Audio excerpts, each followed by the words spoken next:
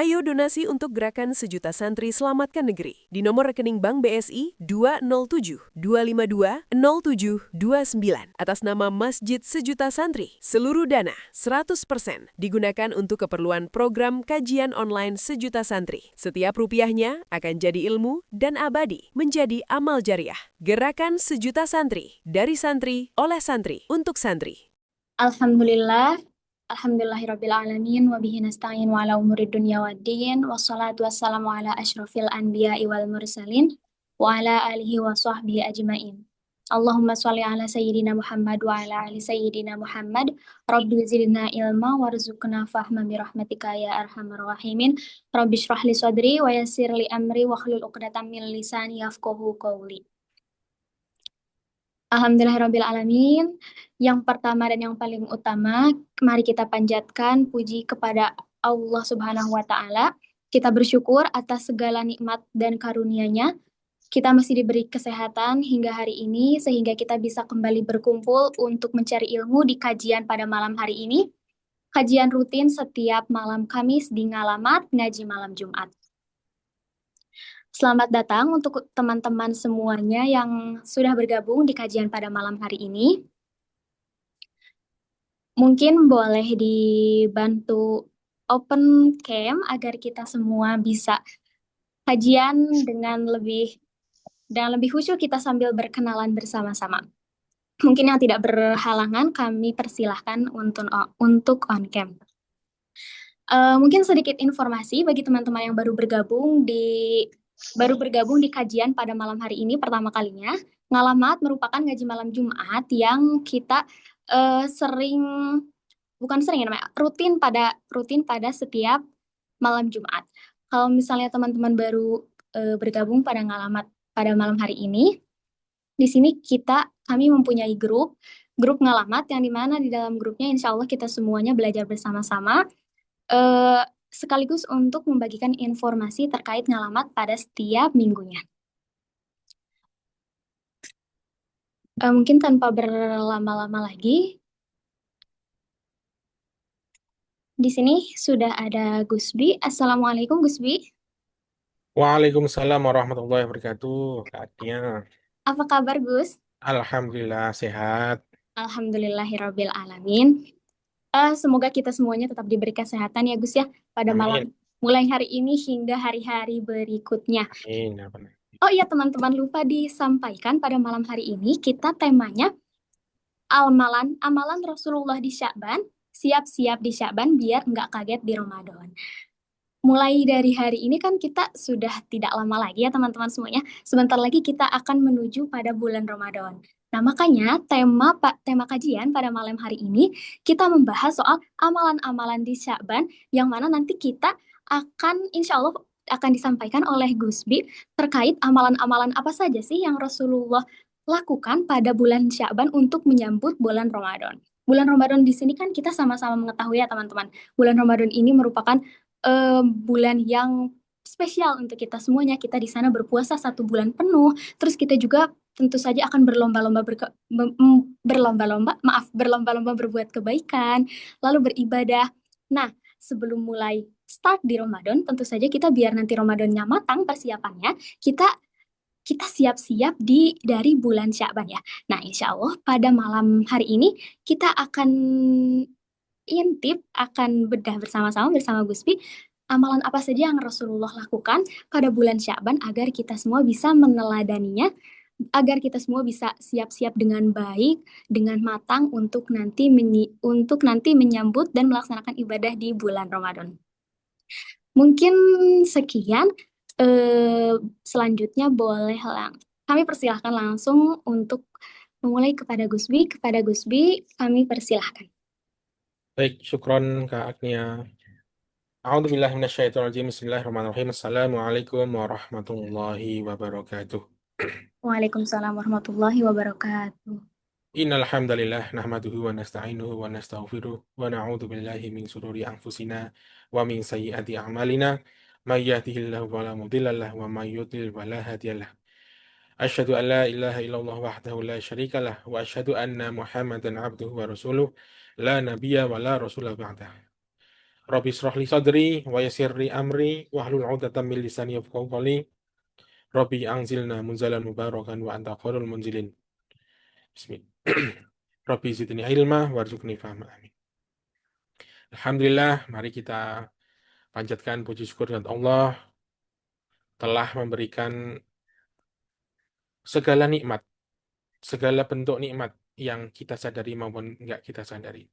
Sehingga kita bisa tetap bernafas sampai saat ini, sampai di beberapa hari menjelang Ramadan, cuma tinggal 20 harian lagi, Masya Allah ya, nggak kerasa. Kayaknya baru kemarin gitu puasa ya, Masya Allah ya. Cepat sekali sekarang tuh, karena zaman akhir tuh katanya memang terasa lebih cepat. Masya Allah.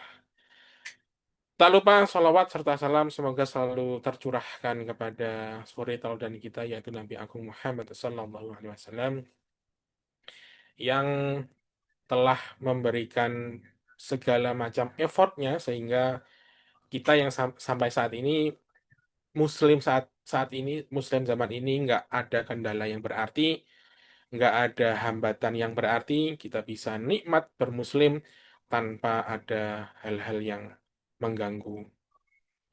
Semoga kita semua nanti dapat syafaat beliau. Amin ya rabbal alamin. Nah, pada malam hari ini kita akan ngulik tentang apa saja sih yang Rasulullah lakukan di Sya'ban.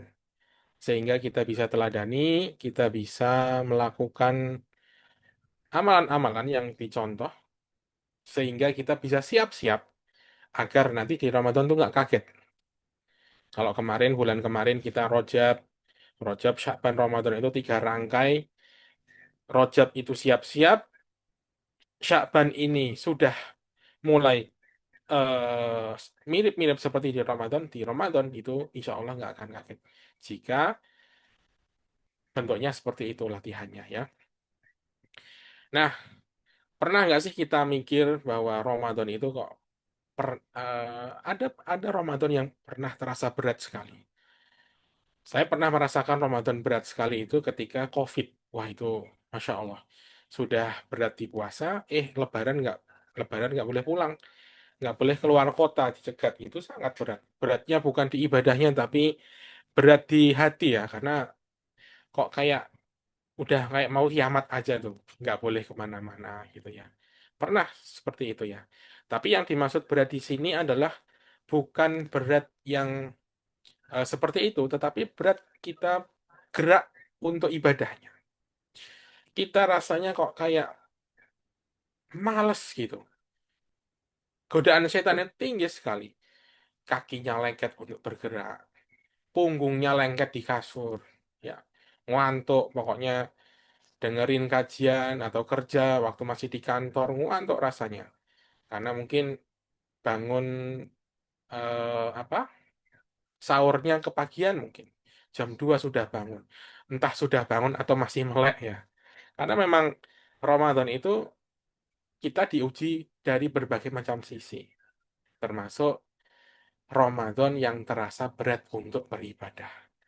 Apalagi hatinya nih. Yang namanya orang lapar, itu kan ada beberapa orang yang kalau lapar itu ngamuan.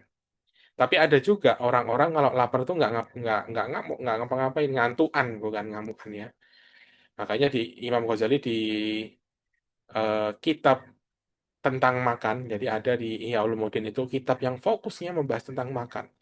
Tentang kita perlu sering-sering ngurangin makan, porsi makan dikurangi, waktu makan dikurangi sehingga kita nggak punya energi untuk ngamuk. Nah, salah satunya adalah di sini. Apakah ada yang salah? Gitu ya. Selain tadi kita ngatur makan, padahal kan puasa ya. Puasa terasa berat. Untuk di siang hari ibadahnya kaget karena harus ada terawih. Terus rasanya ini nggak tahu ya, mungkin Allah itu ngasih hidayah ke kita. Rasanya kalau kita tinggalkan jamaah sholat subuh di masjid itu rasanya kayak rugi banget ya nggak? Kayak ada yang ganjel, aduh iya, kok hari ini kayak ada yang kurang. Oh iya tadi pagi saya belum jamaah di masjid. Pernah nggak rasa kayak gitu? Nah itu salah satu hidayah dari Allah ya. Nah, ayah, bunda, bapak, ibu, mas, dan mbak sekalian, Ramadan itu adalah tamu yang agung. Tamu yang datang cuma setahun sekali, nggak mesti kita balik lagi. Kita sering nyambut tanpa persiapan, rumah belum disiapkan, hati belum disiapkan, belum disetting, badan kita belum dilatih, jadwalnya belum ditata. Akhirnya Pak, waktu Ramadan itu kaget. Berat sekali rasanya tiba-tiba harus ibadah yang beraneka ragam. Tiba-tiba harus ini, tiba-tiba harus itu. Badan kita kaget. Disinilah Allah memberikan bentuk kasih sayangnya dikasih bulan yang istimewa sebelum Ramadan, yaitu Sya'ban. Rasulullah SAW nggak nyambut Ramadan secara tiba-tiba. Beliau udah siap-siap jauh hari sebelum Ramadan, terutama di bulan Sya'ban ini. Bahkan Sya'ban ini justru jadi salah satu bulan yang paling beliau perhatikan, meskipun kita sering mengabaikan. Nah, Rasulullah SAW juga bersabda bahwa Sya'ban itu adalah bulan yang sering dilalaikan sama manusia. Banyak orang sibuk, banyak orang yang lengah, nggak aware gitu ya, nggak sadar bahwa saat Sya'ban ini adalah waktu terbaik untuk kita latihan. Rasulullah memperbanyak ibadah. Beliau ngajarin ada hal penting. Persiapan menentukan kualitas ibadah. Contohnya kalau kita dulu waktu masih sekolah, kita mau ujian, kita perlu belajar dulu. Nah, itu adalah salah satu bentuk latihan. Allah Subhanahu wa taala berfirman di Quran surat Al-Hasyr ayat 18, "Ya ayyuhalladzina amanu taqullaha wantanzur nafsum ma qaddamat liqad." Wahai orang-orang yang beriman, bertakwalah kepada Allah dan hendaklah setiap jiwa memperhatikan apa yang telah ia persiapkan untuk hari esok. Ayat ini nggak cuma bicara soal akhirat ya, tapi juga ngajarin kebiasaan orang beriman, yaitu selalu menyiapkan diri sebelum datangnya waktu yang penting. Di dalam Ihya Ulumuddin, Imam Ghazali juga menjelaskan dengan bahasa yang cukup mendalam. Beliau menjelaskan eh, ibadah itu bukan cuma gerakan lahiriah, tapi sebuah perjalanan hati. Dengan hati yang kotor, hati yang penuh dengan kelalaian, hati yang masih cinta mati sama dunia, nggak akan kuat nampung cahaya ibadah besar kayak di Ramadan. Makanya, Bapak Ibu sekalian, kita perlu latihan nih di bulan Sya'ban. Kita bersihkan hati dulu nih, resik. Wah, ini hatinya kotor, ayo kita bersihkan di Sya'ban sebelum kita Ramadan datang. Bagaikan kita kalau ada tamu ya, kan nggak mungkin tamu datang kita baru bersihin. Bentar ya, saya bersihkan dulu, saya sapu dulu. Orangnya nunggu di luar, kan nggak. Nah, seperti Ramadan, kita bersihkan di Sya'ban ini. Meskipun rasanya nggak akan langsung sempurna, bukan yang langsung berat-berat, tetapi kita harus mulai kesadaran sendiri. Kita harus mulai siap-siap. Nah, insya Allah pada malam hari ini kita akan belajar bareng soal apa saja yang dilakukan Rasulullah di bulan Sya'ban ini agar kita ibadahnya sesuai tuntutan Nabi. Bukan asal, bukan cuma ikut-ikutan, bukan FOMO. Semua ada dalilnya, siapa yang mencontohkan, insya Allah kita bisa laksanakan. Ya, oke. Nah, Sya'ban ini bulan di antara di antara dua bulan Rajab dan Ramadan yang sering kita lewatkan. Disebut sering banyak orang nyebut bulan pemanasan. Kayak kerasa udah ramai. Kenapa kok ramai? Orang-orang siap Ramadan. Toko-toko siap stoknya dibanyakin. Resto-resto siap menu-menu baru, bener nggak? Perusahaan-perusahaan siap-siap mau bayar THR, siap-siap ayo ngomset di bulan Sya'ban. Inilah kenapa dikasih nama bulan yang sering dilupakan. Kita mau Ramadan malah siap-siapnya baju, ya kan? Itulah kenapa ulama nyebutnya bulan yang suka dilupakan. Padahal sebenarnya ini bulan yang sangat istimewa. Rasulullah SAW menjelaskan Sya'ban adalah bulan yang sering dilalaikan manusia karena posisinya di antara dua bulan besar, Rajab dan Ramadan.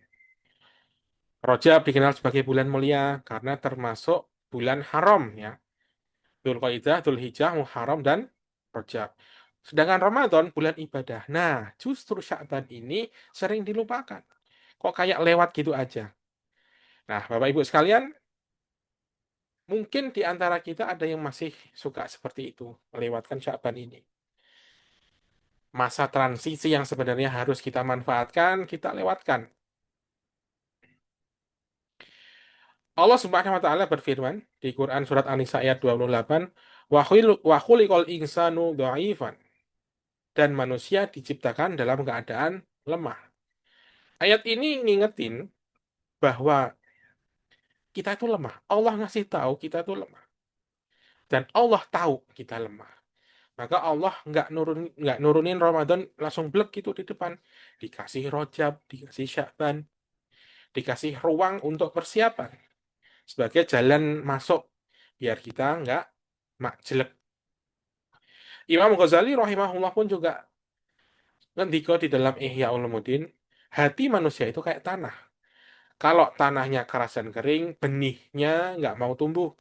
Maka sebelum benih ditanam, tanah perlu dibajak, dibersihkan, dilunakkan.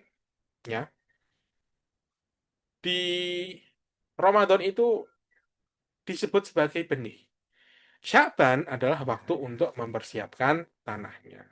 Maka Bapak Ibu sekalian di sini, ayo, inilah sebuah makna dari Sya'ban, bukan untuk ngomset perusahaan sebanyak-banyaknya, bukan untuk nyiapin menu-menu baru di restoran, bukan untuk nyiapin produk-produk baru di toko swalayan, tetapi bulan untuk mengejar banyak amalan, bulan untuk membenahi kesiapan hati.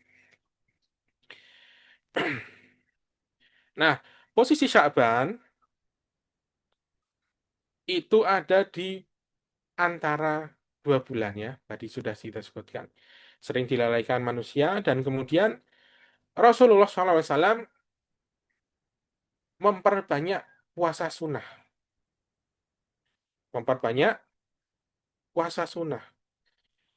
Bapak Ibu sekalian yang dirahmati Allah, kalau kita bicara soal Rasulullah ini memang kadang ada banyak versi ya. Meskipun berbeda-beda, tetapi insya Allah kalau puasa sunnah ini semuanya sepakat. Yang paling menonjol jelas dalilnya adalah soal puasa sunnah. Bahkan sahabat sampai memperhatikan betul kebiasaan beliau ini.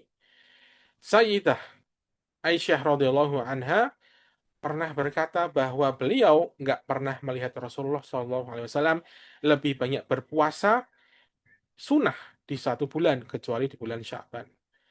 Nah, di Sya'ban ini benar-benar bulan latihan. Bahkan Nabi Muhammad pun melakukan. Tapi yang perlu kita pahami adalah satu hal. Rasulullah SAW bukan berpuasa buat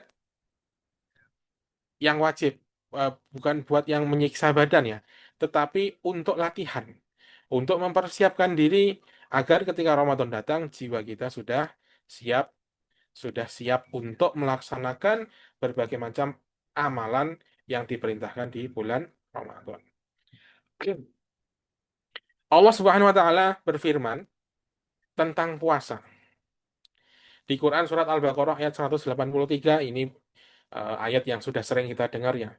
A'udzubillahi minasyaitonirrajim. Ya ayyuhalladzina amanu kutiba alaikumusiyam kama kutiba alal ladzina min qablikum la'allakum tattaqun. Wahai orang-orang yang beriman, diwajibkan atas kalian berpuasa sebagaimana diwajibkan atas orang-orang sebelum kalian agar kalian bertakwa. Ayat ini mengingatkan kita bahwa tujuan puasa bukan cuma sekedar nahan lapar, tapi melatih ketakwaan. Dan latihan puasa ini, Rasulullah SAW itu mulai lebih awal di bulan Sya'ban ini. Ditambah, Imam Ghazali juga menguatkan di dalam Ihya Ulumuddin, puasa memiliki fungsi besar dalam melembutkan hati dan menundukkan hawa nafsu. Makanya tadi yang marah-marah bisa kita tunda, bisa kita hilangkan marah-marahnya karena perutnya lapar, nggak punya energi buat marah-marah. Itu ya. Nah, itulah hikmah puasa di bulan Sya'ban.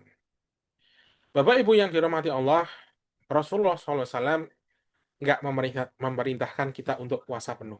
Karena beliau sendiri pun juga nggak puasa penuh di bulan Sya'ban ini. Beliau sendiri nggak nggak selalu puasa penuh, tapi sering dan konsisten. Misalnya 1 bulan 20 eh, hari puasa misalnya, itu sangat dianjurkan oleh Rasulullah. Nah, di sini kita belajar adab yang penting, yaitu kita jangan memaksakan diri, tapi juga jangan meninggalkan yang namanya persiapan. Misalnya, kalau kita mampu, ayo kita puasa Senin Kamis. Kalau kita mampu, ayo kita puasa Daud. Itu pun sudah sangat baik. Dan insya Allah sangat bernilai untuk metode latihan kita menyambut Ramadan. Ketika Ramadan benar-benar datang, kita jadi nggak kaget kalau kita latihan. Nggak mudah ngeluh, nggak merasa ibadah sebagai beban. Dan itu adalah salah satu pelajaran kenapa kita harus mencontoh Rasulullah memperbanyak puasa sunnah di Sya'ban agar kita nggak kaget. Kemudian, Rasulullah SAW juga menghidupkan ibadah saat orang lain lagi lalai. Bapak Ibu rahimakumullah, ada satu ciri khas ibadah Rasulullah SAW di bulan Sya'ban. Yang ini sangat halus, tapi sangat dalam maknanya. Yaitu beliau menghidupkan ibadah yang justru di saat banyak orang yang lagi lalai. Rasulullah pernah menjelaskan bahwa Sya'ban adalah bulan yang sering dilupakan manusia. Bukan karena bulan ini nggak mulia, tapi karena posisinya di tengah-tengah. Oh, Rajab sudah lewat, jadi ayo kita istirahat di Sya'ban. Ramadan belum datang kok, santailah. Mumpung masih belum puasa nih, ayo kita rokokan dulu, ayo kita ini itu melakukan hal-hal lain. Ya, akhirnya banyak orang yang kembali ke rutinitas biasa yang tadinya sudah soleh di Rajab, tiba-tiba kendor kembali di Sya'ban. Nah, inilah kenapa Rasulullah ngajak untuk ayo jangan lengah, jangan lalai. Kita kembali seperti di Rajab, biar nanti Ramadan kita nggak kaget. Di Quran Surat Al-A'raf ayat 205, Allah berfirman, ingatlah Tuhanmu dalam hatimu dengan rendah diri dan rasa takut, tanpa mengeraskan suara di waktu pagi dan petang. Dan janganlah engkau termasuk orang-orang yang lalai. Ayat ini tuh negur kita dengan lembut. Hei, jangan takut. Jangan takut kalau orang lain lagi pada lalai. Jangan ikut-ikutan suasana yang lagi lengah. Dikasih tahu ya. Ayo, hidupkan ibadah kembali. Imam Ghazali di Ihya Ulumuddin juga memberikan penjelasan bahwa salah satu penyakit hati yang paling berbahaya adalah ghaflah. Apa itu? Lalai. Hidup jalan, tapi hati jauh dari Allah. Dan obat dari kelalaian itu bukan ibadah yang ramai, bukan ibadah yang besar, tapi zikir atau ibadah yang konsisten dijaga. Meskipun dikit dan meskipun sunyi, nggak rame-rame. Zikir dikit-dikit itu lebih mulia kalau rutin daripada zikir yang banyak tapi cuma sekali. Istighosah akbar bagus-bagus, tapi nggak konsisten, yang mana akhirnya bikin kita jadi ghaflah. Nah, Rasulullah mempraktikkan zikir untuk konsisten dikit-dikit tapi terus dijaga di bulan Syaban ini, dan beliau terus memperbanyak. Ada sholat malam yang terus diperbanyak meskipun nggak panjang, cukup 2 rakaat. Ditambah mungkin witir 1 rakaat. Istighfar dibanyakin biar rezekinya dilancarkan, karena yang menghambat rezeki kita karena kita banyak dosa, maka banyak-banyaklah istighfar agar dosa kita diampuni. Banyak-banyak sholawat dan banyak-banyaklah berdoa dengan lembut, nggak perlu rame-rame, berdoa minta apapun. Berdoa itu juga sudah termasuk zikir karena kita ingat Allah. Merasa kita nggak mampu, itu Allah suka sama yang seperti itu. Saya nggak mampu, saya nggak bisa tanpa Allah. Itu Allah sangat suka. Banyak-banyakin kita butuh Allah. Nah, Bapak Ibu sekalian, kita nggak diminta untuk menghidupkan seluruh malam kok. Kita cuma nyicil dikit-dikit aja. Sisakan ruang sunyi di sepertiga malam untuk kita sholat. Atau mungkin setelah Isya duduk sebentar, zikir, ya. Itu sudah termasuk ibadah yang bagus. Yang bisa kita lakukan secara rutin.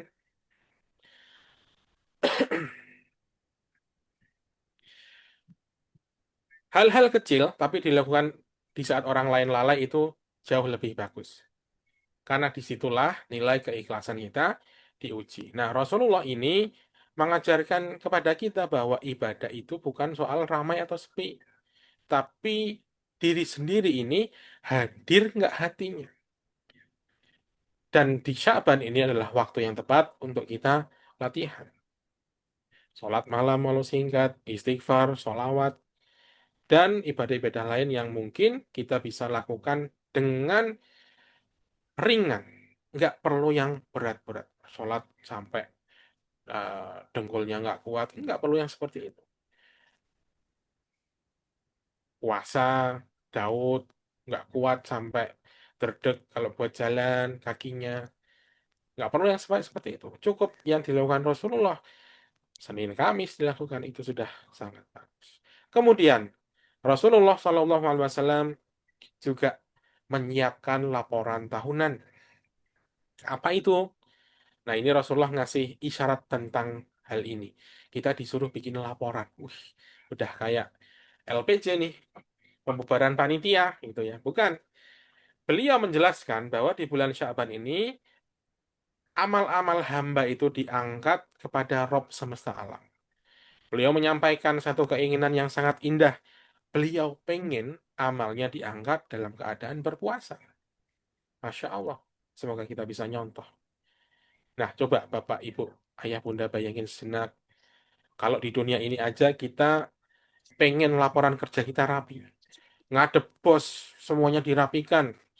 Takut kalau ada satu yang salah. Takut kalau ada yang salah, haji kita dipotong kah? Atau nggak jadi dapat bonus kah? Atau minimal kena marah. Tapi sama Allah kita jarang yang bikin seperti ini. Ya, kita pakai badan diwangi-wangiin, bersih, pakai baju yang bagus menghadap bos. Pak, lapor. Laporan bulan kemarin sudah saya siapkan dan alhamdulillah omset meningkat. Dengan kondisi terbaik, wajah sumringah. Nah, tapi gimana dengan laporan kita kepada Allah? Laporan amal yang akan kita hadapkan kepada Allah. Zat yang bikin kita, zat yang maha mengetahui isi hati kita. Nah, ini adalah momen di mana Sya'ban akan mengajarkan kita untuk, ayo, sudah berapa banyak amalan yang kamu buat? Allah Subhanahu wa taala berfirman di Quran surat Al-Haqqah ayat 18. Pada hari itu kalian diperlihatkan amal-amal kalian, tidak ada satupun yang tersembunyi. Nggak ada satupun yang kelewat, semuanya dihitung. Masya Allah ya, semuanya benar-benar dihitung, nggak akan ada yang terlewat. Maka di sini Rasulullah menjadikan Sya'ban sebagai waktu bermuhasabah, mengevaluasi. Oke, tahun ini aku udah bikin apa? Seperti kalau kita mengevaluasi eh, tahunan perusahaan, mengevaluasi tahunan yayasan, mengevaluasi kinerja kita, kinerja karyawan. Kita evaluasi diri sendiri, kita muhasabah. Sudah apa saja yang aku lakukan? Kalau belum, aku akan lakukan di bulan Sya'ban ini.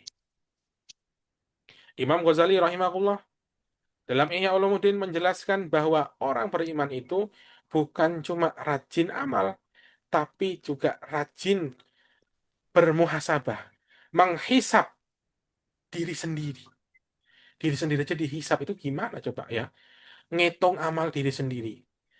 Berarti kan perlu kejujuran gitu ya. Nggak mungkin kita membohongi diri sendiri. Wah, kemarin bikin dosa banyak, tiba-tiba di laporannya sendiri ditulis bikin pahala banyak, kan nggak mungkin, sama aja bohong. Makanya di sini butuh kejujuran diri sendiri. Nah, beliau juga menambahkan, siapa yang terbiasa bermuhasabah di dunia, hisabnya akan diringankan di akhirat. Karena kita bantu nyicil ngitung. Karena kalau kita bermuhasabah, otomatis kita bisa membenahi diri sendiri. Kita tahu mana bobroknya, kita tahu di mana celahnya. Oh, ternyata saya masih jelek di ibadah ini. Oke, saya mau latihan, saya mau ini kita tingkatkan ke yang lebih baik. Nah, ayah bunda sekalian, muhasabah itu bukan berarti kita membuka luka-luka lama, bukan. Mungkin kita pernah jadi orang yang buruk, barangkali, tapi kayaknya di sini nggak ada ya. Mungkin kita pernah jadi orang jahat, bukan berarti kita, ayo kembali ke sana, kita ingat-ingat lagi dosa kita, enggak. Bukan untuk membuka luka lama, bukan untuk menyalahkan diri sendiri yang dulu-dulu pernah kita lakukan, bukan. Karena insya Allah kita mungkin di sini sedang hijrah, atau sudah hijrah, sudah mantap. Bukan juga untuk bikin hati semakin berat, bukan. Muhasabah adalah momen kita jujur sama diri sendiri. Kejujuran yang lembut kepada diri sendiri. Kita tanya pelan-pelan nih, gimana sholat kita selama ini? Gimana lisan, ngomong apa aja ini mulut? Hati kita udah batin apa aja? Apakah ada dengki? Apakah ada iri? Atau ada penyakit hati yang kita pelihara? Adakah dosa yang pernah kita anggap sepele, tapi belum pernah kita sesali? Barangkali kita ngotot sama diri sendiri, wong salah dia kok, aku nggak mau minta maaf. Wong aku nggak salah, aku nggak mau minta maaf. Itu namanya ego. Jika ego kita pelihara terus, hati kita keras. Kalau kita keras, berarti Allah Allah akan nggak ngasih kita hidayah. Nah, Sya'ban adalah waktu yang tepat untuk membereskan itu semua. Ayo kita jujur pada diri sendiri, evaluasi. Sudah sampai mana sholat kita? Sudah sampai mana puasa kita?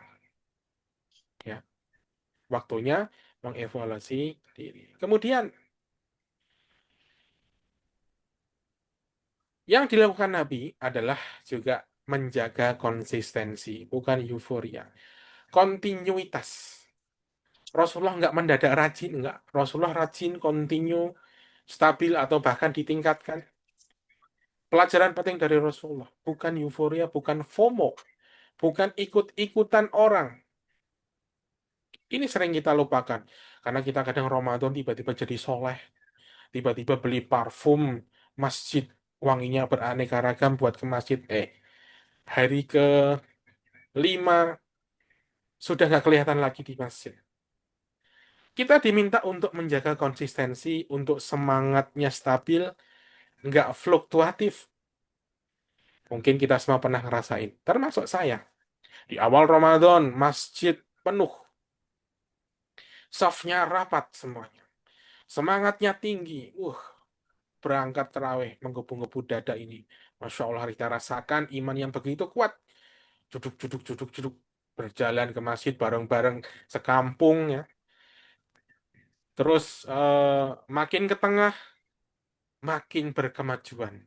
Kayak slogannya Muhammadiyah, Islam yang berkemajuan. Nah, kalau di sini beda, kemajuan softnya. Softnya makin maju, belakangnya makin habis. Akhirnya akhir, terus akhir Ramadan, pada sibuk ke toko, pada sibuk ke mall untuk belanja. Softnya tinggal soft depan. Itulah yang dinamakan euforia. Dinamakan FOMO, ikut-ikutan, ini mumpung masih semangat. Nah, itulah ketika Islam, ketika kita semangat beribadah karena motivasi. Karena kan kita pastinya termotivasi sama pengaruh-pengaruh ceramah ustadz-ustadz. Ayo kita hidupkan Ramadan. Tapi itulah motivasi.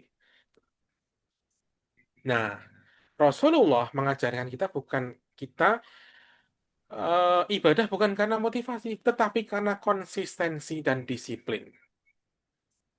Beda, jelas kalau motivasi kan berapi-api di awal, tapi terus habis itu meleret gitu. Mati. Kalau konsistensi nggak berapi-api, biasa, alhamdulillah semangat, standar, jalan, konsistensi, jalan terus. Itulah yang harus kita lakukan di Sya'ban ini? Rasulullah nggak ngajari kita tiba-tiba mendadak rajin. Rasulullah pernah bersabda, Ahabbul a'mali ilallah adwamuha wa inqalla. Amalan yang paling dicintai Allah adalah yang dilakukan secara terus-menerus. Meskipun sedikit. Wa inqalla. Meskipun sedikit. Ayah bunda ini ya. Harus kita garis bawahi. Allah lebih suka melihat kita ibadah dikit tapi terus daripada gede tapi di awal. Ya. Jadi, ayo kita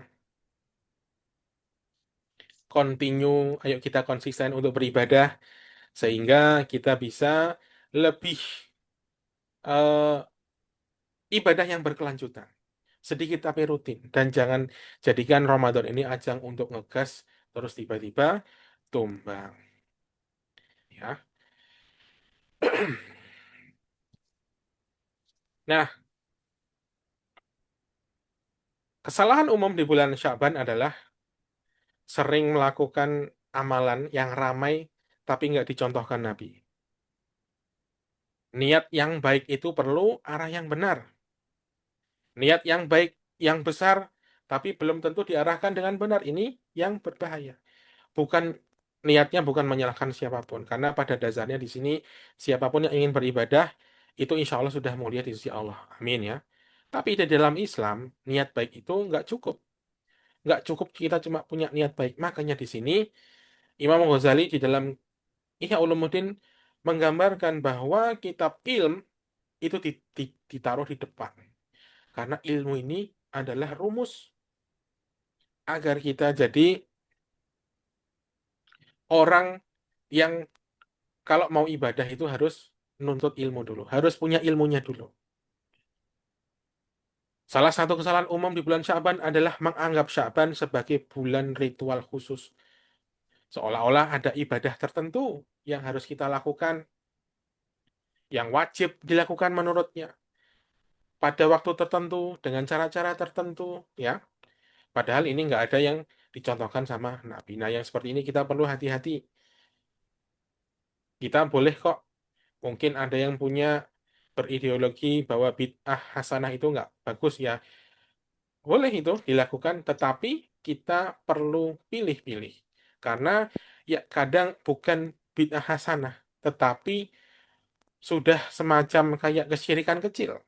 Misalnya ada tradisi apa yang dilakukan ya, yang mungkin itu akan sedikit mengganggu akidah kita.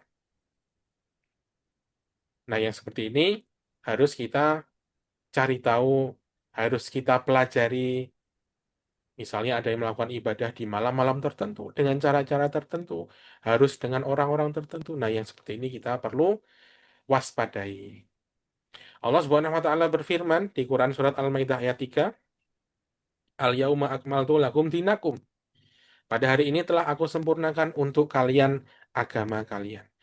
Nah, insya Allah Rasulullah sudah mengajarkan, diturunkan kepada para salaf, kepada para ulama, kepada para sahabat, lalu kepada tabiin, lalu kepada tabi'ut tabiin, lalu kepada ulama-ulama kita. Kita contoh apa yang disampaikan oleh ulama-ulama yang kita anuti. Jangan dengarkan dukun, jangan dengarkan tokoh masyarakat, dengarkan ulama. Insya Allah selamat. Dengarkan kiai, insya Allah selamat. Ya, karena kiai ulama adalah pewaris para nabi yang kita kita nggak bisa kalau nggak belajar sama beliau-beliau.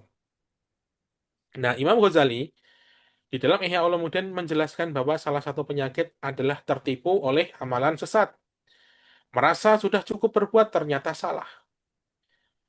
Kata beliau, ini adalah bentuk gurur. Kita ketipu sama diri sendiri.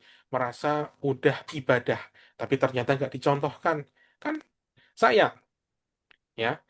Ada juga kesalahan yang sering terjadi. Sibuk menilai ibadah orang lain. Lupa memperbaiki hati sendiri. Nah, bulan Syaban ini, ayo kita jadikan ajang untuk memperbaiki diri. daripada kita banding-bandingin siapa yang lebih rajin, siapa yang lebih banyak amalnya. Padahal ibadah itu urusan hati dan cuma Allah yang tahu nilainya. Allah berfirman untuk mengingatkan kita di Quran surat An-Najm ayat 32, maka janganlah kalian menganggap diri kalian suci. Dialah yang paling mengetahui siapa yang bertakwa. Nah, ayat ini adalah salah satu contoh Allah mengingatkan kita agar kita nunduk. Menundukkan hati kita. Tugas kita bukan membandingkan, tetapi membenahi diri sendiri. Ayo kita hidupkan kembali ibadah-ibadah yang kita jarang lakukan. Puasa sunnah, zikir, zikir yang non sholat ya. Wah, ini kan jarang sekali kita lakukan. Coba kapan kita zikir yang non habis sholat? Kayak jarang itu.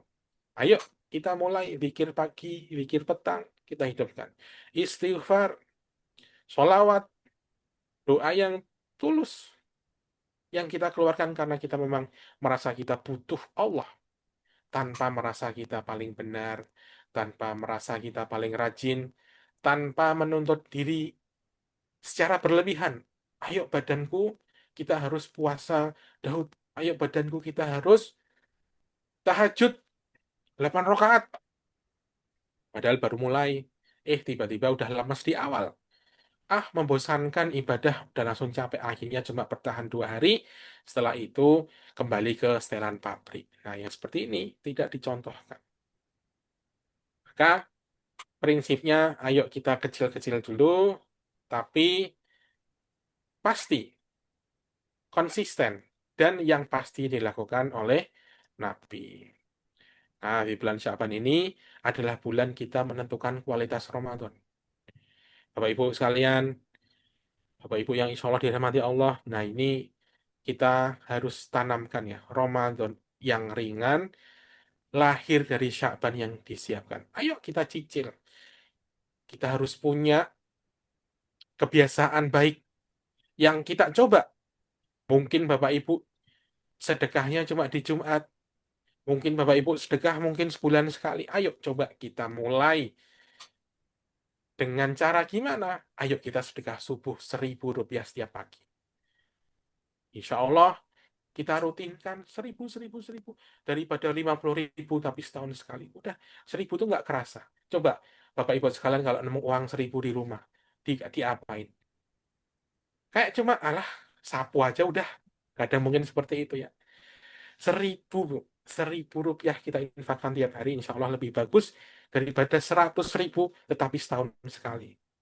Ayo kita mulai lakukan ini. Ayo kita rutinkan sedekah subuh. Kalau ada yang berminat, ayo hubungi CS kami. Insya Allah sedekah subuh ini akan eh, diganjar oleh Allah 700 kali lipat. Tetapi jangan menuntut kapan, jangan menuntut bagaimana. Insya Allah pasti Allah akan membalas sedekah Bapak Ibu. Jangan menuntut di dunia, jangan jangan menuntut bagaimana. Allah tahu kapan kita butuhnya, Allah pasti tahu kapan tepat kita dikasih. Entah dikasihnya besok, entah entah lusa, entah 10 tahun lagi, entah di akhirat, entah dalam bentuk kesehatan untuk kita. Nah, makanya Ramadan itu sebenarnya nggak berat buat orang-orang yang sudah mulai berubah sejak Syaban. Jadi ayo kita mulai satu amalan-amalan kecil kayak tadi sedekah subuh Rp1.000, sholat duha 2 rakaat, ayo lakukan. Jangan tunggu sempurna, jangan tunggu semuanya jadi dulu, nanti keburu kita dipanggil. Keburu kita habis expired di dunia ini. Jadi itu ya Bu ya, Bapak Ibu sekalian, ayo bersama-sama, saya juga masih belajar. Saya juga belum bagus kualitas ibadahnya. Ayo kita belajar bareng, kita saling mengingatkan. Sudah ada grup ngalamat yang bisa dimanfaatkan. Ayo kalau mau ada yang tanya-tanya, silakan ditanyakan. Ya, gitu Bapak Ibu sekalian, Mas, Mbak, Ayah, Bunda, Abang, Kakak sekalian. Itu aja dari saya. Terima kasih atas perhatiannya, Masya Allah. Barakallahu fikum, Allahu a'lam bishawab. Semoga bisa diambil manfaatnya, semoga bisa kita berubah menjadi yang lebih baik di Sya'ban ini sehingga kita menjadi orang-orang yang beruntung di Ramadan nanti. Terima kasih. Assalamualaikum warahmatullahi wabarakatuh. Saya kembalikan lagi kepada Kak Agnia. Waalaikumsalam warahmatullahi wabarakatuh. Alhamdulillahirabbil alamin, Ibu Bapak, teman-teman semuanya. Materi kajian pada malam hari ini telah disampaikan oleh Gus B. Semoga ilmu yang disampaikan dapat menjadi ilmu yang barokah bagi kita semua. Amin ya robbal alamin. Selanjutnya, kita lanjut ke sesi tanya jawab. Bagi Bapak Ibu atau teman-teman semuanya yang memiliki pertanyaan, boleh langsung mungkin boleh angkat tangan, nanti boleh open mic, atau boleh diketik saja di kolom komentar, kolom chat yang ada di bawah. Kami persilahkan kepada Bapak Ibu dan teman-teman semuanya yang memiliki pertanyaan. Di sini kita sedang memasuki sesi tanya jawab. Boleh langsung angkat tangan, nanti boleh open mic, atau boleh langsung diketik saja di kolom chat yang ada di bawah.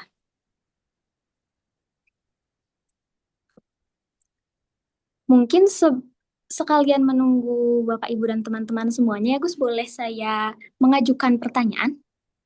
Boleh, boleh, monggo. Tadi Gus yang soal waktu awal-awal, Imam Ghazali kan menjelaskan ya Gus ya, katanya ibadah bukan hanya pekerjaan lahiriah. Karena tanpa hati yang bersih, eh, kalau kita beribadah dengan hati yang kotor, itu ibadahnya akan terasa berat. Kalau boleh tahu Gus, yang dimaksud dengan hati yang kotor ini seperti apa ya?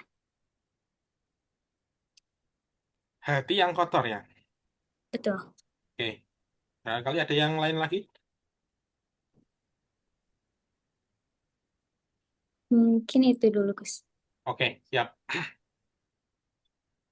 Istilah izin menjawab ya. Eh, sambil menunggu pertanyaan yang lain. Hati yang kotor menurut Imam Ghazali. Imam Ghazali kan ngarang Ihya Ulumuddin itu ada soal penyakit-penyakit hati. Apa saja yang menyebabkan hati yang kotor? Sudah sangat jelas di kitab digambarkan ada beberapa hal. Yang pertama adalah riya. Beribadah demi validasi. Nah, ini yang bisa bikin kita ibadahnya cuma sekedar menggugurkan kewajiban. Kotoran yang paling halus, yang paling sering nggak kerasa. Karena kita sendiri kadang nggak kerasa. Karena butuh jujur sama diri sendiri. Ya, butuh jujur sama diri sendiri. Ibadahnya sah, insya Allah.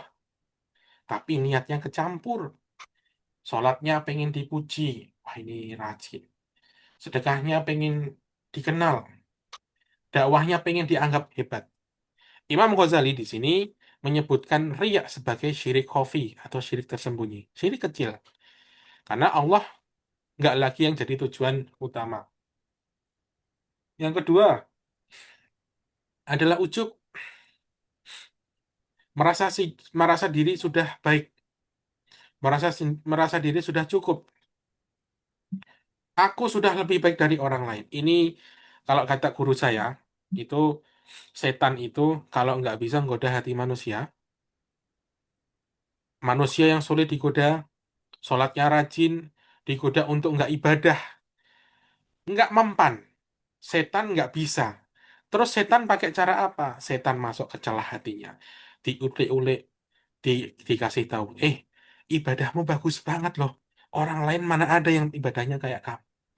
Akhirnya dia merasa paling bangga, dia merasa dirinya adalah orang yang paling hebat dalam ibadah, menganggap orang lain itu lebih buruk dari dia, menganggap dia lebih benar. Maka disitulah terjadi dosa yang besar. Bukan sombong yang terang-terangan, tapi merasa aman secara spiritualitasnya merasa aman. Nah, ini yang mematikan rasa butuh kepada Allah. Imam Ghazali ngingetin di sini, orang yang ujub itu rajin ibadah, tapi dia berhenti memperbaiki diri. Kan serem ya.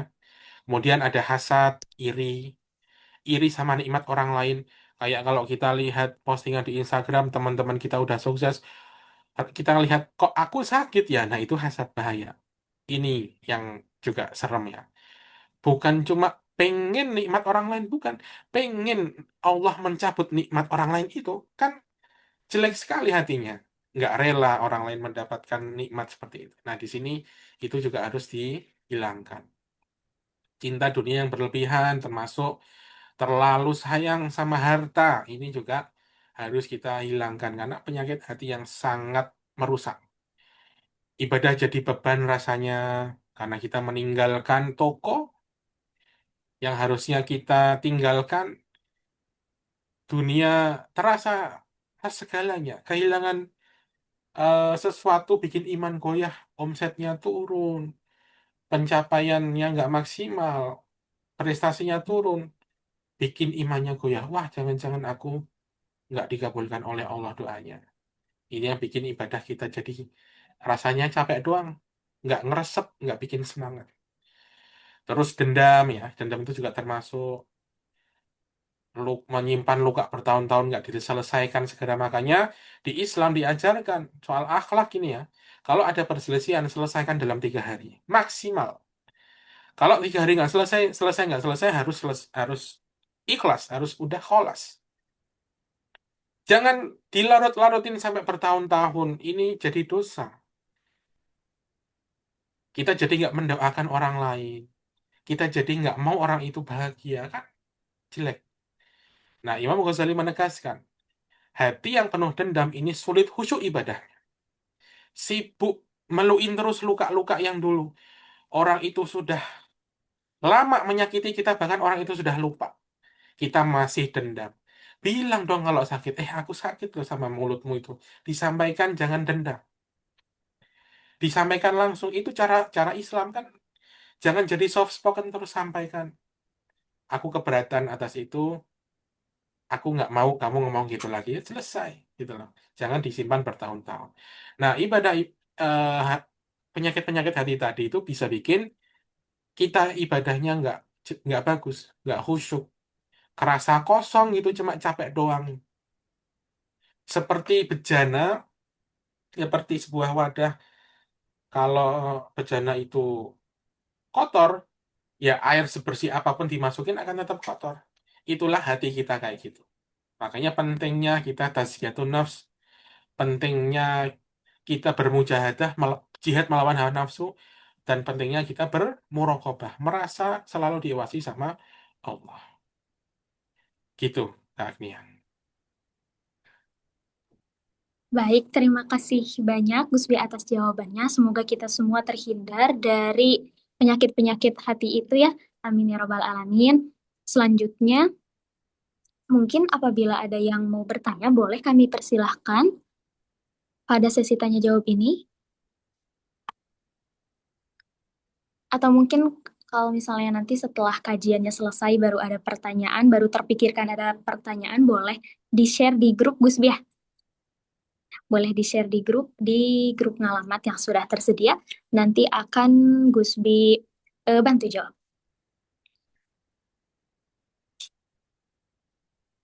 Agus, ini ada pertanyaan dari Kak Riana. Cara supaya terus istiqomah bagaimana katanya Gus? Cara supaya terus istiqomah. Oke. Betul. Istiqomah itu kan konsisten ya, bahasa Inggrisnya. Konsisten, continue. Nah, kita jawab dari perspektif Ihya Ulumuddin. Karena ini saya lagi semangat mulai Ihya Ulumuddin terus karena lagi ada program kita produksi e-course. Insya Allah nanti akan kita share ke Bapak Ibu semuanya. Kalau ada yang berminat, boleh nanti infak seikhlasnya gitu ya. Oke, jadi menurut Imam Ghazali, istiqomah bukan berarti nggak pernah turun semangatnya. Semangat itu naik turun itu manusiawi sekali dan nggak ada masalah di situ. Tapi selalu kembali ke arah yang benar, kan gitu istiqomah ya. Kita selalu setting, waduh, sudah mulai goyah nih, ayo kita cari eh, semangat lagi. Banyak orang yang salah paham, mengira istiqomah itu selalu kuat, selalu rajin, nggak pernah takut, selalu stabil. Padahal Rasulullah sendiri bersabda, amalan yang paling dicintai Allah adalah yang terus-menerus meskipun sedikit, yang tadi kita sebutkan ya. Jadi Cara caranya istiqomah, kita mulai dari yang kecil dulu. Dan kenapa kok rasanya kok berat? Karena iman itu pasti naik turun. Karena hidup itu nggak selalu ramah sama kita. Berat sekali kan kadang kita merasakan, aduh apalagi ini. Padahal baru kemarin ujian selesai, datang lagi. Dan itu karena kita manusia, bukan malaikat. Nggak dikasih nafsu kalau malaikat. Tadi kan sudah disampaikan, hati itu seperti bejana yang terus bolak-balik. Kalau bejananya kotor, ya kita ikutan kotor. Gitu ya. Nah, terus gimana caranya agar terus istiqomah? Ya kita jangan pasang target terlalu tinggi.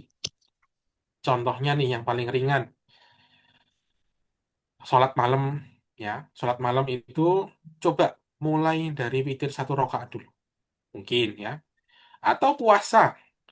Puasa kalau belum bisa Senin Kamis, coba Senin dulu. Atau Kamis doang gitu. Kadang yang bikin kita salah, hilang semangat, kehilangan momen motivasi ya karena kita terlalu masang target yang tinggi. Langsung tahajud 8 rakaat, langsung sholat duha 8 rakaat, langsung satu hari 3 juz. Yang seperti ini justru bikin kita jadi nggak istiqomah. Karena istiqomah itu kan bukan sprint, tapi maraton. Nah, istilah istilah larinya itu bukan lari cepat, tapi lari konsisten. Pelan kan kalau maraton tuh paling pelan sekali kayak orang jalan tapi kencang. Ya kan lebih baik kayak gitu. Sholat tepat waktu, doa yang pendek-pendek dulu daripada ibadah yang langsung banyak tapi cuma bertahan 3 hari gitu. Lalu coba pilih satu dulu, nggak usah banyak-banyak, satu dulu konsisten, satu dulu.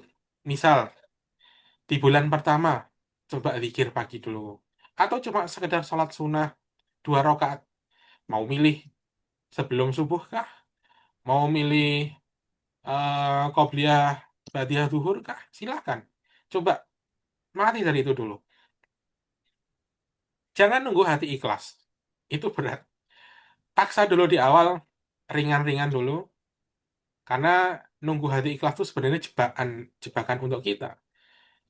Kita nggak akan pernah bisa mulai, karena ikhlas itu dibentuk oleh amal.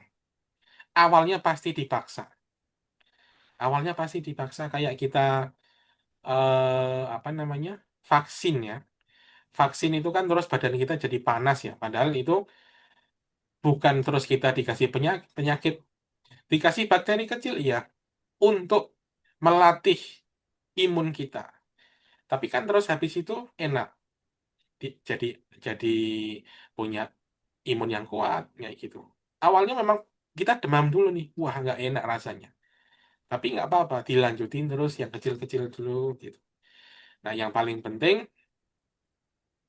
adalah kita temenan sama orang-orang yang juga pengen berubah, pengen istiqomah. Ayo, ada orang-orang yang bilang, ayo bareng yuk. Besok puasa ya, ayo bareng. Gitu ya. Jadi eh, lingkungan itu sangat mempengaruhi. Terus ketika kalau malas datang lagi futur, ya jangan terus berhenti total. Jangan tambah ibadah dulu. Nanti kita bosan. Kita pertahanin dulu aja. Sakit-sakit kita pertahanin dan kurangi maksiat sebisanya. Saya nggak menyarankan untuk berbuat maksiat nggak. Tetapi kalau belum bisa ngurangi maksiat banyak, ya udah dikit-dikit dulu gitu. Ya, misalnya nih kalau di keyakinan saya, rokok kan haram ya. Ya udah coba dipaksa, misalnya tiap hari ya ngerokok, ganti seminggu sekali, nanti ganti sebulan sekali, ganti setahun sekali kayak gitu. Jadi yang kecil-kecil dulu. Banyak doa biar Allah istiqomahkan belajarnya gitu ya. Doanya seperti apa yang sering saya sebut adalah, sering saya doakan adalah, ya muqallibal qulub tsabit qalbi ala dinik. Wahai zat yang membolak-balikkan hati, tetapkanlah hatiku di atas agamamu. Biar kita hatinya jejak sama apa yang sekarang kita yakini, yang sekarang kita istiqomahkan. Itu aja, Kak Agnia, Kak Aryana, ya. Baik, terima kasih banyak Gusbi atas jawabannya. Sekali lagi bagi teman-teman, ayah, bunda semuanya barangkali setelah kajian baru memiliki pertanyaan, kami sangat mempersilahkan apabila tidak mau ditanyakan di sini boleh di grup yang sudah tersedia. Mungkin ini sudah tidak ada lagi yang bertanya. Gusbi mau dicukupkan demikian? Cukup, cukup. Alhamdulillahirabbil alamin. Teman-teman semuanya, kajian ngalamat pada malam hari ini telah selesai. Semoga ilmu yang kita dapatkan pada malam hari ini dapat menjadi ilmu yang barokah dan bermanfaat bagi kita semuanya. Amin ya robbal alamin. Kami ucapkan terima kasih banyak kepada Gusbi yang telah memaparkan banyak ilmu. Semoga bermanfaat bagi kita semua. Saya selaku MC memohon maaf sebanyak-banyaknya apabila terdapat banyak kesalahan dari perbuatan maupun ucapan. Saya pamit undur diri. Wassalamualaikum warahmatullahi wabarakatuh. Waalaikumsalam warahmatullahi wabarakatuh. Terima kasih semuanya. Assalamualaikum. Waalaikumsalam.